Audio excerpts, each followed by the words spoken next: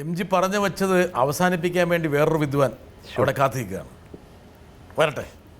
ഈ പ്രണയരംഗങ്ങൾ ആ കാലഘട്ടത്തിലെ എല്ലാ നടിമാരും, ഒരുമാതിരിപ്പെട്ട എല്ലാ നടിമാരും ലാലിൻ്റെ കൂടെ അഭിനയിച്ച എല്ലാവരും പറഞ്ഞിട്ടുണ്ട് വളരെ കംഫർട്ടബിളാണ്. നമ്മളെക്കൊണ്ട് പോലും നമ്മൾ പരിസരം മറന്ന് അഭിനയിപ്പിക്കാനുള്ള ഒരു വലിയ ഒരു ഒരു പിന്നെ പ്രചോദനം ലാൽ നൽകാറുണ്ട് എന്ന്. അങ്ങനെയാണെങ്കിൽ ഇങ്ങനെയുള്ള പ്രണയരംഗങ്ങൾ അഭിനയിക്കുമ്പോൾ ലാൽ ഒരു മോഹൻലാൽ എന്നുപരി ഒരു കഥാപാത്രമായി മാറി ആ പ്രണയത്തിൽ ആ കാമുകനായി മാറുമോ? അങ്ങനെ മാറുകയാണെങ്കിൽ എപ്പോഴാണ് തിരിച്ച് വീണ്ടും മോഹൻലാൽ ആകുന്നത്? അതോ ആകത്തില്ലേ?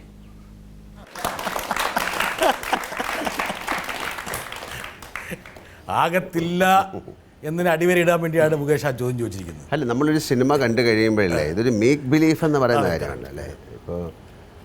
ഇപ്പോൾ ദൃശ്യം എന്നുള്ള സിനിമ കണ്ടിട്ട് പറയണോ മോഹൻലാലും മീനയും ആ ഫാമിലിയും ഭയങ്കര രസമായിരുന്നു അല്ലേ. നമ്മളെപ്പോഴും ഒരു കംഫർട്ടബിൾ സോണിൽ അവരെ വന്നാലേ നമുക്കും സൗകര്യമായിട്ട് അഭിനയിക്കാൻ പറ്റും. ഇതൊരു മേക്ക് ബിലീഫാണ്. ഒരു പാട്ട് പാടുന്ന സമയത്ത് ഞാൻ നിന്നെ പ്രേമിക്കുന്നു മാൻകിടാവേ എന്ന് പാടണമെങ്കിൽ അവരൊരു മാൻകിടാവ് പോലെ ആയി മാറുകയും അതിൽ റെസിപ്രിക്കേറ്റ് ചെയ്യുകയും ചെയ്യണം അല്ലേ, തിരിച്ചും റെസ്പോണ്ട് ചെയ്യണം. അപ്പോൾ ഞാൻ നേരത്തെ പറഞ്ഞ പോലെ ആ സമയത്ത് അവരെ ഏറ്റവും കംഫർട്ടബിളാക്കാനായിട്ട് ഞാൻ ശ്രമിക്കാറുണ്ട്. കാര്യം ഞാൻ കുറച്ചുകൂടെ കൂടുതൽ കംഫർട്ടബിളാകും അല്ലേ. ഞാൻ പ്രത്യേകിച്ച് പ്രണയരംഗങ്ങൾ ആദ്യം വരുന്ന ദിവസത്തെ ഒരു പരിചയമില്ലാത്ത 2 പേരാണ് ഞാൻ തന്നെ പ്രേമിക്കുന്നതെന്നൊക്കെ പറയുന്ന സമയത്ത് എന്തായാലും 2 സ്പീഷ്യസാണ് അല്ലേ.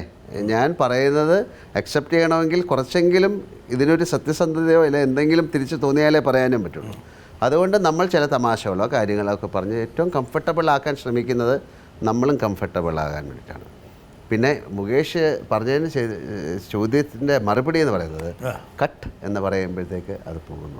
കട്ട് എന്ന് പറയുമ്പോൾ ചിലപ്പോൾ എങ്ങനെ അത് പോകുന്നു, പക്ഷെ അവർക്കായിരിക്കും, എനിക്കത് ആ സിനിമ കഴിയുന്നിടം വരെ ഉണ്ടാവും.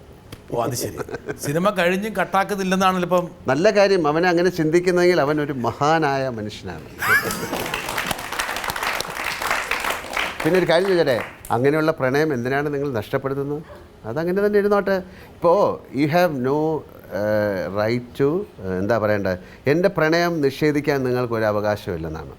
നിങ്ങൾക്ക് പ്രണയിക്കാതിരിക്കാം, എനിക്ക് പ്രണയിക്കുന്നതുകൊണ്ട് എന്താ കുഴപ്പം? ലാലെ 1000-10,000 പ്രണയമായിട്ട് മുമ്പോട്ട് പോട്ടെ. ഞങ്ങൾ അതെല്ലാം വേണ്ടേ, ഞങ്ങൾ അതിലൊന്നും ഒരു തരത്തിലും ഒരു ലോഭം അല്ല. അപ്പം അയാൾ എന്തിനാണ് ഇത് കട്ടാക്കാൻ പറയണേ? അതങ്ങനെ മുമ്പോട്ട് പൊക്കോട്ടെ. അയാൾ പറയണ വെച്ചാൽ കട്ടാക്കുവോ എന്നാ ചോദിച്ചത്. ഇല്ല, കട്ടാക്കില്ല മുകേഷ്. പ്രണയം എന്ന് പറയുന്നത് ഏറ്റവും മനോഹരമായ ഒരു ഫീലിംഗ് ആണ് അല്ലേ. എല്ലാ ജീവജാലങ്ങൾക്കും ഓപ്പോസിറ്റ് ഒരു ജെൻഡറിനോട് തോന്നുകയും സ്വന്തമായിട്ടും അല്ല എല്ലാത്തിനോടും തോന്നുന്നൊരു കാര്യമാണ്. അതൊരു ലൗകിക പ്രണയം എന്നൊക്കെ പറയുന്ന പോലെയാണ്. അത് അതിൽ തന്നെ കടന്നോട്ടെ, നമ്മൾ അതിൽ നിന്ന് എന്തിനാണ്. എന്താ കാരണം അറിയാം, ഞാൻ എപ്പോഴും ലാലിൻ്റെ എല്ലാ അഭിമുഖങ്ങളും നോക്കിയിട്ടുണ്ട്. ഒരു ഹോംവർക്കിൻ്റെ ഭാഗമായിട്ട് എല്ലാ അഭിമുഖങ്ങളിലും ആൾക്കാർ നിർബന്ധമായും ചോദിക്കുന്ന ഒരു ചോദ്യമുണ്ട്, ലാലിൻ്റെ പ്രണയങ്ങൾ. ലാല് വാച്ച് നോക്കി തുടങ്ങി. വാച്ച് നോക്കാനുള്ളതല്ലേ.